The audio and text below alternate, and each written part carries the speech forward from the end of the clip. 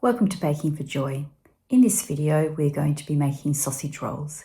You're going to need to set your oven to 200 degrees Celsius to preheat while we're getting the ingredients together, and you're going to need 2 baking trays to put the sausage rolls on. If you enjoy this video, please press the like button. Of course, don't forget to hit the subscribe button, and please check out my other videos that I have on my YouTube channel. If you're ready, let's bake.